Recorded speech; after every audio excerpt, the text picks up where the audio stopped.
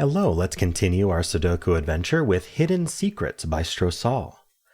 So we have normal 6x6 Sudoku rules, so in each row, each column, and each 2x3 box, we are placing the digits 1 to 6 once each.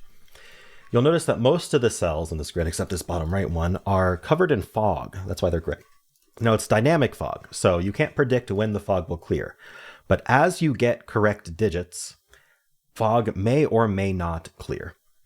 Now, that is not an invitation. I mean, play puzzles how you want, but the puzzle is going to be trivial if you just try every digit in a cell to see when the fog clears. That's not really the intent of the puzzle. So, don't play it if you're planning on doing that. It's basically the idea. It's going to be boring. But the idea is that as you get correct digits, the fog will clear in some random way, and that will reveal more information that will allow you to continue with the puzzle. So let's go over what constraints we're going to encounter. It's just crop key.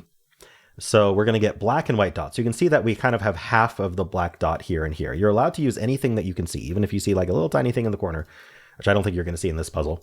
You can just assume that this is going to be a black dot because that's the only way that that's going to complete.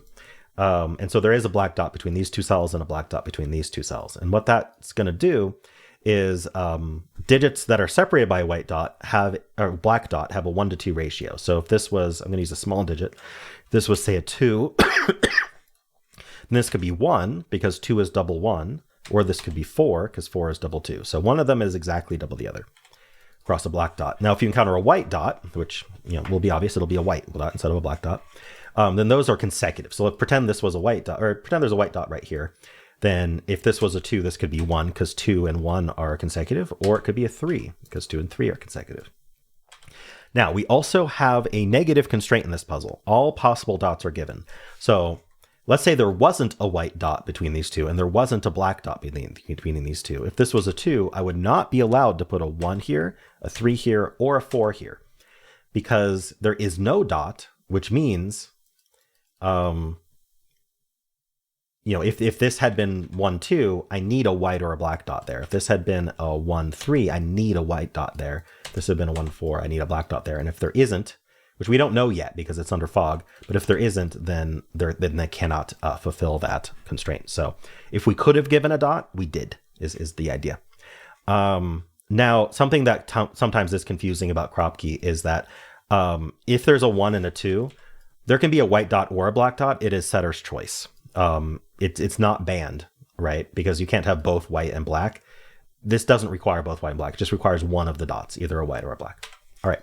And that's it. Those are the rules. There's a link in the description if you'd like to try the puzzle yourself. And I'm going to get started right now. All right. So this is actually a given digit because we see that this is a black dot chain all within the same box. So we can't repeat a digit.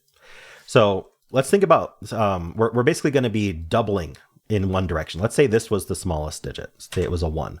We need to double it across here, and then we need to double it again across here. If we were to have it, we'd be getting back to the 1, and we'd repeat the 1 in the box. So we need to double, then double. So we start with 1, we do 1, 2, 4. That's possible. Or we could start with 1 here and do 1, 2, 4. So if the smallest digit was a 2, we double it to 4 and then double it to 8. That's perfectly fine in a 9x9, but in a 6x6, there is no 8. So actually, the only option is to have a 2 in the middle, and then a 1, 4 pair across it. Now, when I placed this 2, it revealed that there's a white dot here. So these have to be consecutive. Now, one thing I know about consecutive digits is that they always have one even and one odd number. Because, when you add 1 to a number, if it was odd, it becomes even. If it was even, it becomes odd. So we've already used up to the 2 and the 4. So the only even digit left is a 6. And then with a 6, you can only put 5. So this is actually a 5-6 pair. And then that gives us this digit, which it has to be a 3, which is the only digit left for the box. All right, is there any negative constraint here that we can utilize? If this ends up 4, then this has to be a 6, because well, actually, we don't know if there's a white dot there or not. So since we don't know if there's dots, we can't use the negative constraint, actually. So let's look up here where we just got this. We have a black dot and a white dot here. So we got to think about this a bit more. So we're not allowed to put a 3 across this at all.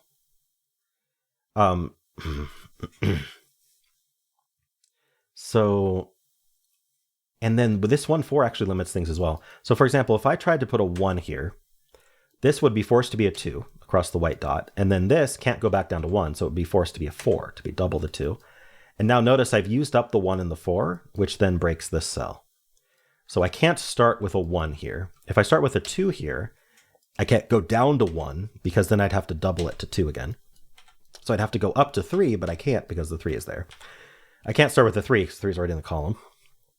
So what if I started with a 4? Well, I can't go up to a 5. You can't put a 5 on a black dot because you can't have it to 2.5 and you can't double it to 10. So I'd have to go down to 3, but I can't because the 3 is there. Now, if this was a 5, I can't go up to 6 because then I'd have to go have it to 3 and 3 is used. So I'd have to go to 4 here.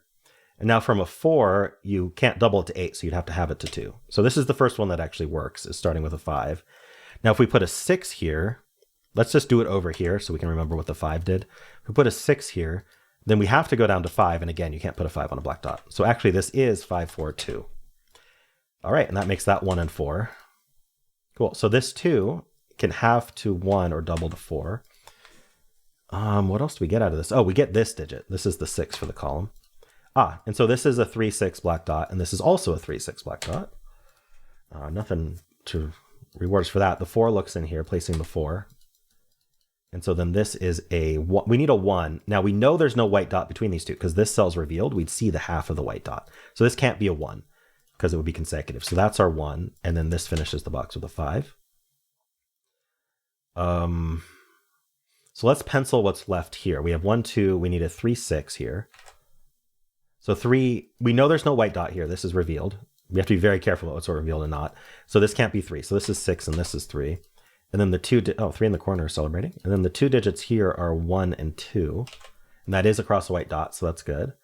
And then 4, this 4 can't be next to a 2 because we would see a black dot there. So the 4 has to be next to the 1. And then that's a 2. And we're going 1, 2. Now this could be a 1 or a 3. It cannot actually be a 3. So it's a 1. And then this is a 4, 6 pair. And then down here we have 2, 3, 5. Now, we don't know if there's white dots or black dots down here, so we can't use the negative constraint yet. If we did know there wasn't any dots here, we know the 5 has to be in the middle, because otherwise the 2, 3 would be next to each other. But there could be white dots over here, making the 2, 3 next to each other. So what else do we have? We have up here, we have the 1, 3, 6. And then down here we have the 2, 4, 5. Now we know there's no dot between these two, so we can't do the 2 or the 4. So this must be a 5. Now we don't know if there's any dots here or not, so we can't use that.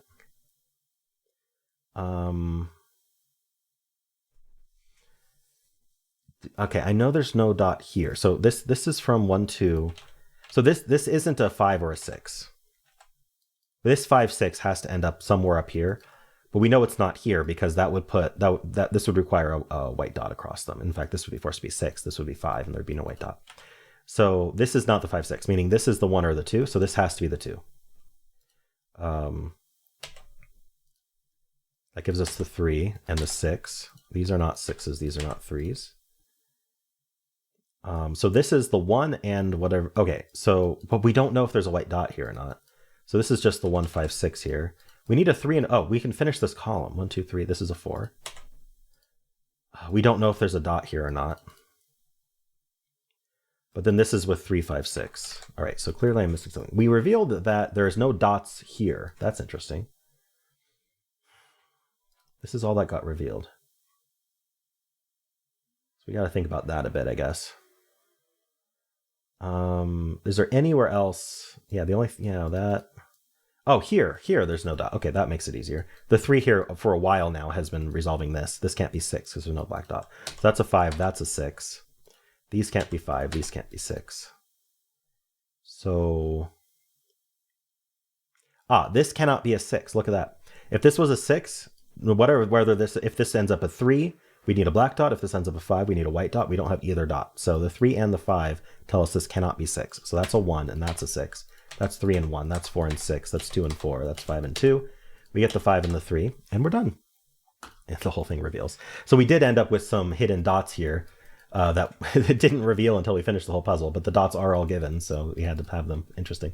And all of these here. Okay, that's fun. Cool. Really nice use of the dynamic fog plus negative constraints. It really makes you, because normally with negative constraints, you're just hunting the board for like, oh, okay, this 3, 5, eventually after 5 minutes, I found it.